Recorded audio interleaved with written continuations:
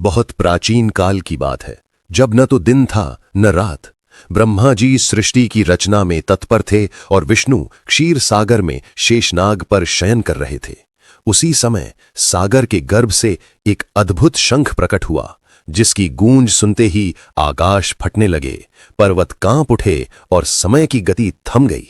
देवताओं ने भयभीत होकर ब्रह्मा जी से पूछा, प्रभु, यह कैसा शंख है जिसकी ध्वनि से ही सृष्टि डगमगाने लगी है? ब्रह्मा जी ने उत्तर दिया, यह काल शंख है। इसे जो ध्वनित करेगा वह काल को अपनी इच्छा अनुसार चला सकेगा। इस शंख को कोई भी छू नहीं सकता था। जो भी समीप जाता उसकी देह तत्काल राख हो जाती। इंद्र, अग्नि, वरुण सभी देवताओं ने प्रयास किया पर असफल रहे। तब ब्रह्मा जी ने कहा, केवल वही इस शंख को वश में कर सकता है जिसका मन पूर्णतः अहंकार रहित हो। सभी की दृष्टि एक साथ विष्णु भगवान की ओर गई।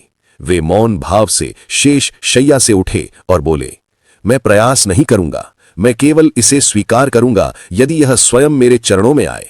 यह कहकर उन्होंने ध्यान मग्न होकर ओम का उच्चारण किया। जैसे ही ओम ध्वनि ब्रह्मांड में गूंजी, काल शंख कांप उठा।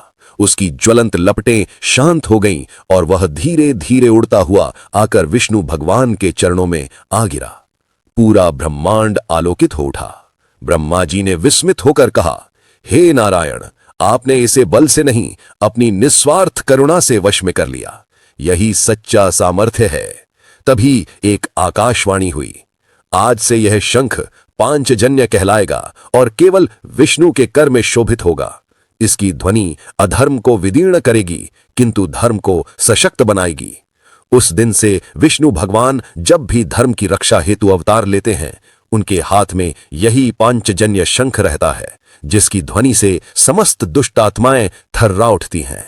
क्या आप जानते हैं कि एक बार स्वयं लॉर्ड शिवा ने भी अपनी शक्ति को त्यागने का निर्णय ले लिया था? उसकी कथा और भी अद्भुत है और हम उसे सुनाएंगे अगले अध्याय में। तब तक कमेंट में बताइए, यदि आपको दिव्य शक्तियां मिलें तो आप उनका उपयोग किस लिए करेंगे।